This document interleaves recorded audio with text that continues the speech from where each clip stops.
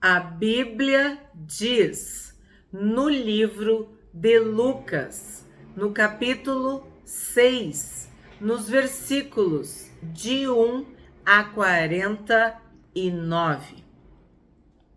Aconteceu que num sábado Jesus passava pelas searas e os seus discípulos colhiam e comiam espigas, debulhando-as com as mãos. E alguns dos fariseus lhes disseram: Por que vocês fazem o que não é lícito aos sábados? Bom, se tu não assistiu, a gente estudou bastante em Mateus sobre os fariseus. E aqui, em Lucas, temos um novo conflito, ou melhor, o mesmo, né? Relatado da ótica, da forma como Lucas teve conhecimento. Então, é um conflito entre o Senhor Jesus e os fariseus, por causa do sábado. De novo, tinha um desenho que falava, né? De novo, então, nós vamos ver novamente os fariseus perturbando o Senhor Jesus por causa do sábado. Por que vocês fazem o que não é lícito aos sábados? Jesus tomou a palavra e disse: Vocês nem ao menos leram o que Davi fez quando teve fome, ele e os seus companheiros? Como entrou na casa de Deus e pegando os pães da proposição, comeu e deu também aos que estavam com ele, pães que não lhes era lícito comer, mas exclusivamente aos sacerdotes? Então Jesus lhes disse: O Filho do Homem é Senhor do sábado.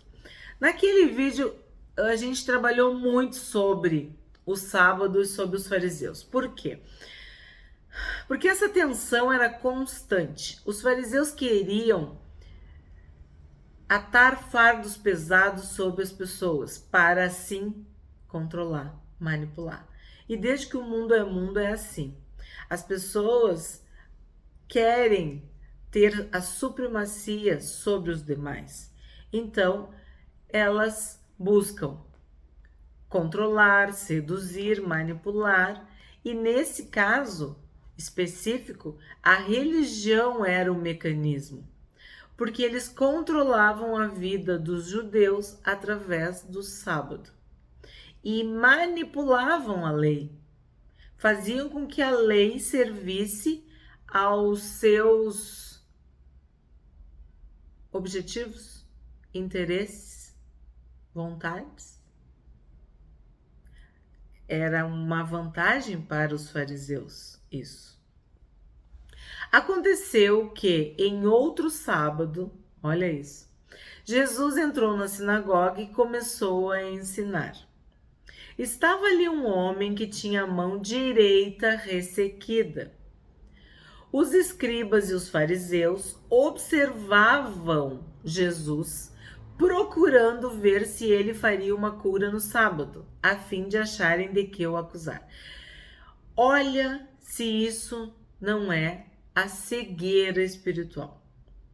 Então, curar, fazer o bem era proibido? É proibido curar? É proibido fazer o bem no sábado? Tu tá vendo a loucura, a distorção, o engano que a religião faz? A cegueira da religião? A letra fria da lei? Então, olha, eu não sei, tu consegue ver essa loucura? Os escribas e os fariseus observavam Jesus, procurando ver se ele faria uma cura no sábado, a fim de acharem de que o acusar. É isso que tu leu? Foi isso que tu ouviu? É isso que está na tua Bíblia. Se tu curar no sábado, tu vai ser criticado, tu vai ser acusado, se tu fizer o bem no sábado. Aí eu te pergunto, onde é que está o amor? Onde está a misericórdia? Onde está a bondade?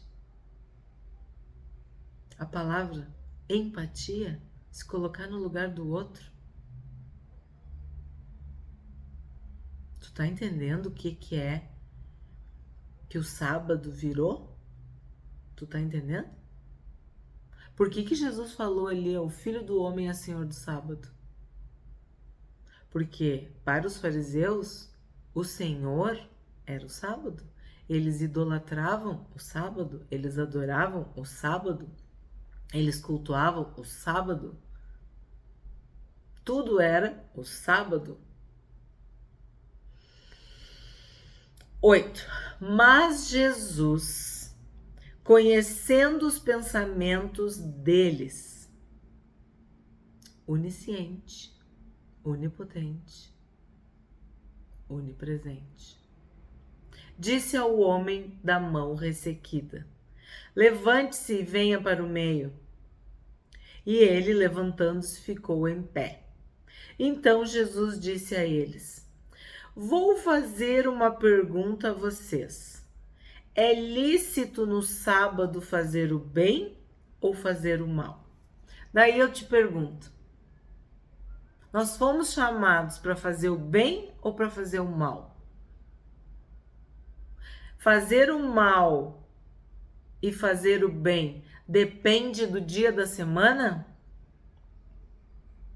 Se tu tem uma oportunidade de servir ao próximo, de abençoar o próximo, de amar o próximo, se for sábado, tu não vai fazer? Ou o contrário, se for outro dia da semana. Então, Jesus está perguntando, é lícito no sábado fazer o bem ou fazer o mal? Para pensar, o que tu tá fazendo é bem ou é mal? Tu tá amando a Deus acima de todas as coisas e ao teu próximo como a ti mesmo no sábado? É só tu pensar. Salvar uma vida ou deixar que se perca? O que tu faz no sábado ou o que tu deixa de fazer no sábado salva vidas ou deixa que essas vidas se percam, se escandalizem, se revoltem, se afastem do Deus vivo? Então Jesus, olhando para todos que estavam ao seu redor, disse ao homem: estenda a mão. Ele assim o fez, e a mão lhe foi restaurada. Mas eles se encheram de furor e discutiam entre si quanto ao que fariam contra Jesus. Então tu pensa, quando Jesus estava na sinagoga, eles se encheram de ira. Agora aqui, Jesus estava de novo na sinagoga e eles se encheram de furor. Então tu tá na casa de Deus, né? Tu tá no lugar sagrado do culto e tu tá cheio de ira e tu tá cheio de furor. Tem alguma coisa errada contigo? Tu tá na presença de Deus mesmo? Será que tu tá? E claro, eles queriam um erro, um motivo contra Jesus. E acabaram de ter, porque Jesus curou no sábado. 12. Naqueles dias, Jesus se retirou para o monte, a fim de orar, e passou a noite orando a Deus. Olha o exemplo que nós temos do Senhor Jesus. Se retirou para o monte para orar, e passou a noite orando. Por quê? Quando nós temos uma grande decisão, uma grande missão, um grande desafio, as nossas orações devem estar à altura. Sem mim, nada podeis fazer. Nós precisamos de Deus o tempo todo, o dia todo. Mas quando temos questões complexas, difíceis, delicadas, importantes, aí que tu tem que redobrar a tua oração. É isso que eu aprendo com o exemplo do Senhor Jesus. Não cabe a nós meter os peitos, meter a cara, sabe? Não. Dependa de Deus. Peça direção de Deus. Conta para Deus. Fala para Deus o que tu precisa. Conta quais são as questões envolvidas no desafio, no problema. Eu imagino que Jesus falou de um por um, que Jesus orou, que Jesus abençoou. Quando tu precisa escolher um funcionário, escolher alguma coisa, tu precisa de sabedoria, tu precisa de paz. Seja a paz o árbitro no nosso coração. Então, Jesus nos dá o exemplo. Passou a noite orando a Deus. E quando amanheceu, chamou a si os seus discípulos e escolheu 12 dentre eles, aos quais deu também o nome de apóstolos. Simão, a quem acrescentou o nome de Pedro, e André, seu irmão, Tiago e João, Filipe e Bartolomeu, Mateus e Tomé, Tiago, filho de Alfeu, e Simão, chamado Zelote, Judas, filho de Tiago, e Judas Iscariotes, que se tornou traidor. Então a gente vê que aqui em Lucas é dito que ele se tornou traidor.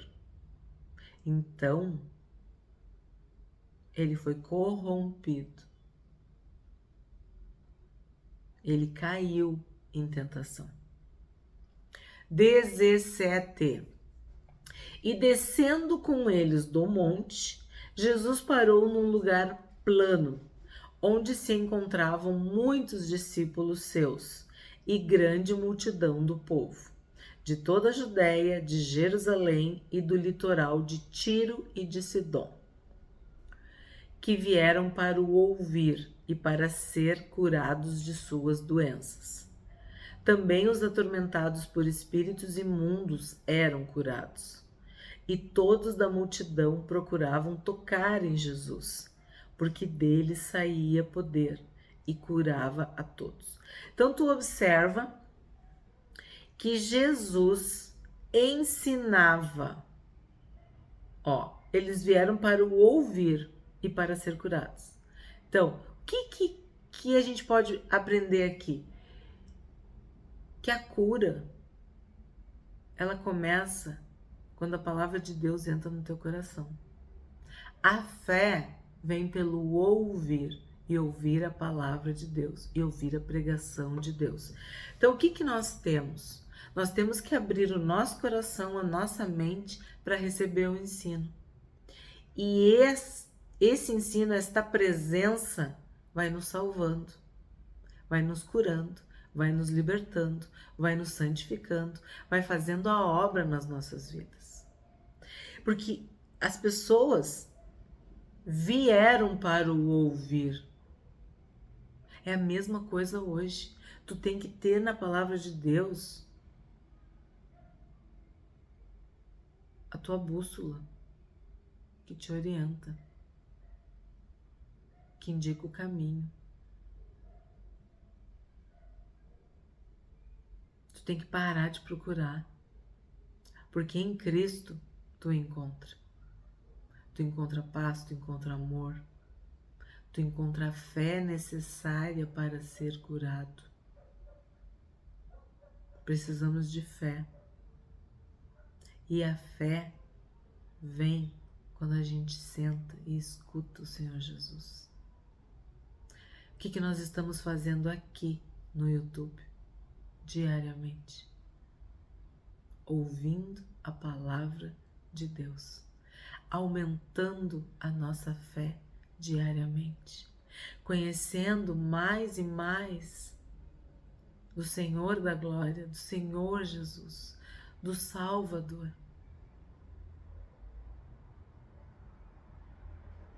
Tu precisa de cura? Antes da cura, tu tem que ouvir. Tu precisa de libertação? Antes tu tem que ouvir. Ó, os atormentados por espíritos imundos. Tu tá vivendo um tormento, uma loucura, uma tortura, um mal-estar constante. Tu tem que ir para Jesus e ouvir a palavra de Deus. Aí tu vai ser curado. Aí tu vai ser liberto. E aqui tem no 19, fala de que todos da multidão procuravam tocar em Jesus, porque dele saía poder e curava todos. O que a gente entende aqui? Literalmente, eles eram curados, poder saía, virtude, mas e nós? Nós, quanto mais próximos de Jesus, mais íntimos. Um relacionamento pessoal, particular com Jesus. Procuravam tocar em Jesus, porque dele saía poder. Tu quer experimentar o poder de Deus, o amor de Deus, a graça de Deus, a misericórdia de Deus? Tu tem que estar próximo de Jesus. Tu tem que tocar em Jesus. Tu tem que ser íntimo de Jesus. E como que a gente faz isso se Jesus está no céu, sentado à destra de Deus Pai? Com a palavra de Deus, com o Espírito Santo que habita em nós e que inspirou a palavra. Por isso que é tão poderoso estarmos juntos, orando, lendo a Bíblia, estudando, aprendendo cada dia mais sobre Jesus. 20. Então, olhando para os seus discípulos, Jesus lhes disse: Bem-aventurados são vocês, os pobres, porque o reino de Deus é de vocês. Bem-aventurados são vocês que agora têm fome, porque serão saciados. Bem-aventurados são vocês que agora choram, porque vocês hão de rir. Bem-aventurados são vocês quando as pessoas os odiarem, expulsarem da sua companhia, insultarem e rejeitarem o nome de vocês como indigno por causa do Filho do Homem. Alegrem-se naquele dia e exultem, porque grande é a recompensa de vocês no céu, porque os pais dessas pessoas fizeram o mesmo com os profetas. Mas ai de vocês, os ricos, porque vocês já receberam a consolação. Ai de vocês agora que estão fartos, porque vocês vão passar fome. Ai de vocês que agora estão rindo, porque vocês vão lamentar e chorar. Ai de vocês quando todos os elogiarem, porque os pais dessas pessoas fizeram o mesmo com os falsos profetas. Então, o que nós temos que destacar aqui? Bem-aventurados são os felizes, são os abençoados, são aqueles que estão no centro da vontade de Deus, são aqueles que estão agradando a Deus, são aqueles que obedecem, que temem a Deus. E aí Jesus diz, ó, olhando para os seus discípulos. Então, eu sou discípula, tu é discípulo, nós somos discípulos, seguidores de Cristo, então nós somos bem-aventurados, nós somos abençoados. É isso que Jesus está falando. E aqui é só um pouquinho, uma amostra das bem-aventuranças que a gente encontra detalhada em Mateus. Inclusive que nós temos vídeos no canal sobre o Sermão do Monte. Te convido a assistir. Tem uma playlist sobre o Sermão do Monte e sobre cada uma das bem-aventuranças. E agora, o que me chama a atenção aqui? Quando ele diz, ai de vocês os ricos, porque vocês já receberam a consolação. Então, tu não está buscando em Cristo a consolação, porque a riqueza já te consola. Tu não está procurando com fome e sede a presença de Deus, a palavra de Deus, porque tu já tá farto, satisfeito, já tá cheio.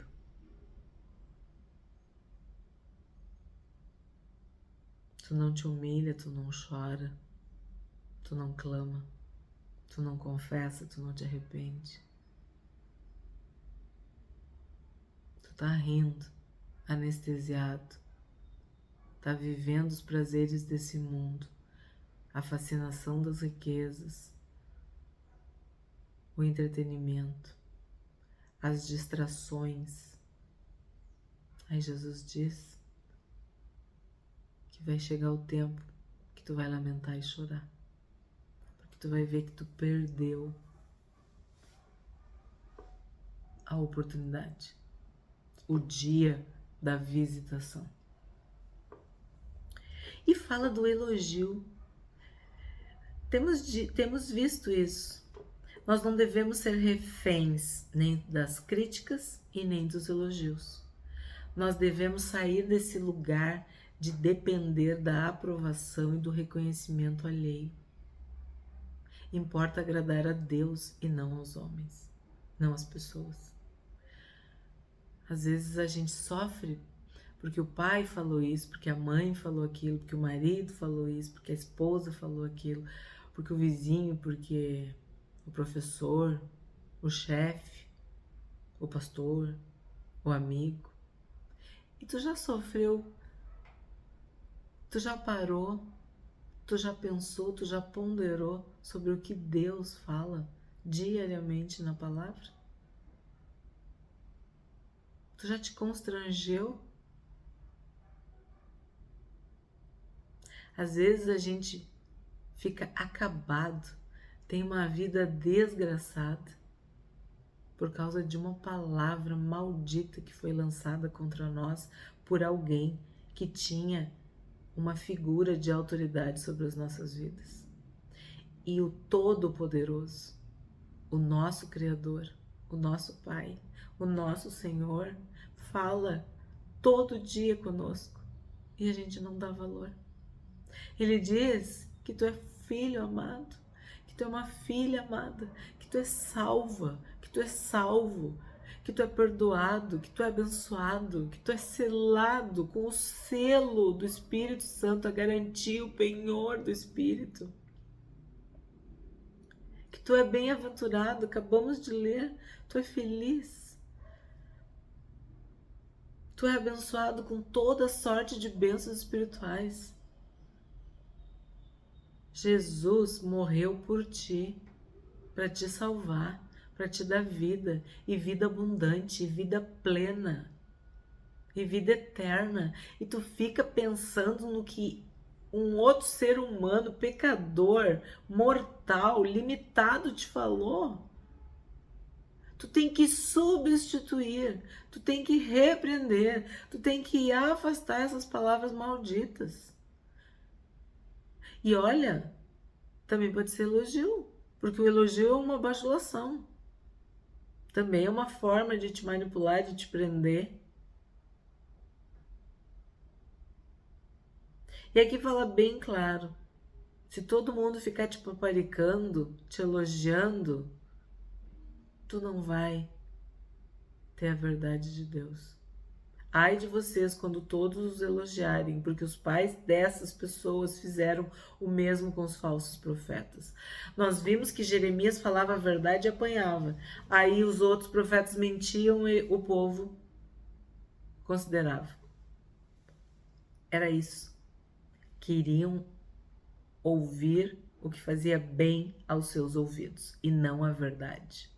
Por isso que eles eram falsos profetas.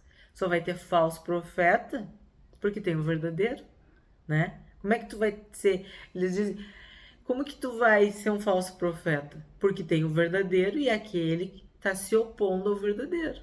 Então, o que a gente está vendo aqui? Que elogios, muitas vezes, são laços, são armadilhas, são enganos. É aquela sementinha da soberba, aquela sementinha da arrogância, aquela sementinha do orgulho, aquela sementinha da vanglória. da vaidade, da altivez, né? Então Jesus está deixando bem claro isso, que cristãos serão perseguidos, cristãos serão criticados, confrontados, presos, torturados e até mortos por causa do Filho do Homem, por causa do reino de Deus, por causa da verdade. 27. Digo, porém, a vocês que me ouvem, amem os seus inimigos, façam o bem aos que odeiam vocês, abençoem aqueles que os amaldiçoam, orem pelos que maltratam vocês. Ao que lhe bate numa face, ofereça também a outra. E ao que lhe tirar a capa, deixe que leve também a túnica. Dê a todo o que lhe pedir alguma coisa, e se alguém levar o que é seu, não exija que seja devolvido. Façam aos outros o mesmo que vocês querem que eles façam a vocês. Esse é o Evangelho. Esse é o exemplo do Senhor Jesus. Somos cristãos, devemos fazer isso. Só que a nossa carne grita. A nossa carne faz um verdadeiro escândalo. Porque a nossa carne quer se vingar. A nossa carne quer justiça, né? Para nós ela quer misericórdia, mas para os outros ela quer justiça e implacável. Então Jesus está dizendo, ó, façam para os outros o mesmo que vocês querem que eles façam a vocês. Se vocês amam aqueles que os amam, que recompensa terão? Porque até os pecadores amam aqueles que os amam. Se fizerem o bem aos que lhes fazem o bem, que recompensa terão? Até os pecadores fazem isso. E se emprestam àqueles de quem esperam receber, que recompensa terão? Também os pecadores emprestam aos pecadores para receberem outro tanto. Vocês, porém, amem os seus inimigos, façam o bem e emprestem, sem esperar nada em troca. Vocês terão uma grande recompensa e serão filhos do Altíssimo, pois ele é bondoso até para os ingratos e maus. Sejam misericordiosos, como também é misericordioso o Pai de vocês. Então, o que a gente vê aqui? Que nós precisamos do Espírito Santo de Deus para produzir em nós essa bondade,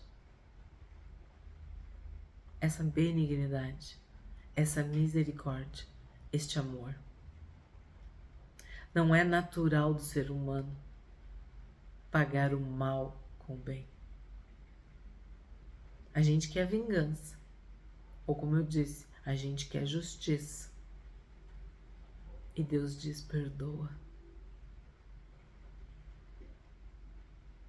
Amem os inimigos, façam o bem e emprestem. Assim, vocês vão ser filhos do Altíssimo. 37. Não julguem e vocês não serão julgados. Não condenem e vocês não serão condenados. Perdoem e serão perdoados. Deem e lhes será dado. Boa medida, prensada, sacudida e transbordante. Eu estava ali lendo e pensando na tradução antiga, então eu vou ler direito agora, concentrado no que está no texto. Eu tenho falado isso para vocês, né? É muito automático isso. Então eu vou ler de novo. Deem e lhes será dado. Boa medida, prensada. Na minha tradução dizia recalcada. Boa medida, recalcada, sacudida e transbordante. Aqui está escrito boa medida, prensada, sacudida e transbordante será dada a vocês. Porque com a medida com que tiverem medido, vocês serão medidos também. Temos um vídeo no canal, inclusive está no Em Alta, sobre julgar os outros. Nós não devemos julgar segundo a aparência, ou com hipocrisia, ou com 2 pesos e 2 medidas, ou conforme a carne. Mas o homem espiritual julga a todos, julga tudo, e de ninguém é julgado, ou por ninguém é julgado. Então aqui está deixando bem claro, ó, não julguem que vocês não vão ser julgados, não condenem que vocês não serão condenados, perdoem e serão perdoados. 39. Jesus lhes contou também uma parábola. Será que um cego pode guiar outro cego? Não é fato que ambos cairão num buraco? O discípulo não está acima do seu mestre. Todo aquele, porém, que for bem instruído será como seu mestre. Porque você vê o cisco no olho do seu irmão, mas não repara na trave que está no seu próprio olho? Esse é um problema muito sério, que é os 2 pesos e 2 medidas. A gente olha para a vida do próximo e a gente vê pecado, e a gente vê erro, e a gente critica, e a gente julga, e a gente emite juízo de valor. Mas para nossa vida, a gente acha que tá tudo bem. Então o que o Senhor Jesus está falando, ó? Tu não repara na trave que tá no teu olho, mas tu vê o cisco que tá no olho do irmão. Isso, gente, é hipocrisia. Isso é 2 pesos e 2 medidas. Isso é o que eu digo, eu quero misericórdia para mim e justiça para ti. Eu quero ser perdoada, mas tu tem que queimar no fogo do inferno. Isso não pode ser assim. Como você poderá dizer a seu irmão: deixe, irmão, que eu tire o cisco que está no seu olho, se você não repara na trave que está no seu próprio olho? Hipócrita! Tire primeiro a trave do seu olho, então você verá claramente para tirar o cisco que está no olho do seu irmão. Então, se tu realmente fez o tema de casa, fez o dever de casa, se tu anda em santidade, se tu está na presença de Deus, tu vai ter autoridade para tirar o cisco que está no olho do seu irmão. Mas significa que tu já não tem trave no teu. Significa que tu não tá cego, que tu não tá perdido, que tu não tá confuso, que tu não tá na carne, que tu não tá em pecado, que tu é espiritual. Agora, se tu não vive o que tu prega, o que tu fala, tu é um hipócrita. Tu é um sepulcro caiado. Que é o que o Senhor Jesus está falando, ó. Na minha Bíblia tá hipócrita com letra maiúscula e com ponto de exclamação. 43. Não há árvore boa que dê mau fruto, nem árvore má que dê bom fruto. Olha isso. Porque cada árvore é conhecida pelos frutos que produz. Porque não se colhem figos de ervas daninhas, nem se apanham uvas de espinheiros. Então, não se enganem com a aparência da árvore. Lembra? De longe tinha uma boa aparência, de perto não tinha fruto. Então, às vezes tu olha e vê uma boa aparência, e vê uma beleza, e vê uma santidade, e vê uma piedade. Mas quando tu chega perto, tu vê que não tem fruto. Ou aquele fruto é amargo, é azedo, é estragado, é podre, é passado. Cada árvore é conhecida pelos frutos que produz. Cada um de nós é conhecido pelos frutos que produz. Não é pelo blá blá blá, não é pelo que tu fala, é pelo que tu vive, é pelo que tu pratica, é pelo que tu faz no dia a dia, quando ninguém tá olhando. Quando a câmera não tá ligada, quando ninguém tá vendo, só o Pai Celestial. Frutos dignos de arrependimento, quer dizer, todo dia tu te arrepende, todo dia tu te converte, todo dia tu busca a santidade, aí tu vai produzir bons frutos. A pessoa boa tira o bem do bom tesouro do coração, e a pessoa má tira o mal do mau tesouro, porque a boca fala do que está cheio o coração. 46. Por que vocês me chamam Senhor, Senhor e não fazem o que eu mando? Eu vou mostrar a vocês a quem é semelhante todo aquele que vem a mim, ouve as minhas palavras e as pratica. Esse é semelhante a um homem que, ao construir uma casa, cavou, abriu profunda vala e lançou o alicerce sobre a rocha. Quando veio a enchente, as águas bateram contra aquela casa e não a puderam abalar, por ter sido bem construída. Mas o que ouve e não pratica é semelhante a um homem que construiu uma casa sobre a terra, sem alicerces. E quando as águas bateram contra ela, logo desabou. E aconteceu que foi grande a ruína daquela casa. Não basta tu falar, tu tem que pôr em prática. Todos nós teremos desafios na vida. Todos. Alguns vão sucumbir a esses desafios. Se na crise tu te mostra fraco, tu é verdadeiramente fraco. Tu prova que tu não tem alicerces, que tu não tem fundamentos, que tu não tem raízes, que tu não tem princípios. Não é como começa, é como termina. Nós temos o firme fundamento.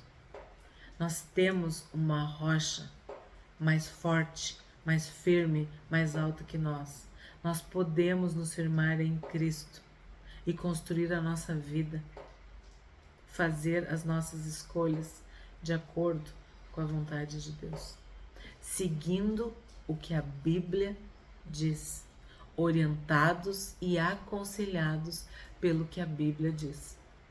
Isso vai garantir que a nossa casa permaneça de pé, mesmo diante das enchentes, das tempestades, das águas batendo contra ela. O que a gente aprende hoje com este capítulo 6 de Lucas? De que Jesus disse: o Filho do Homem é Senhor do sábado. Como quereis que os homens vos façam? Assim fazei-o vós também a eles.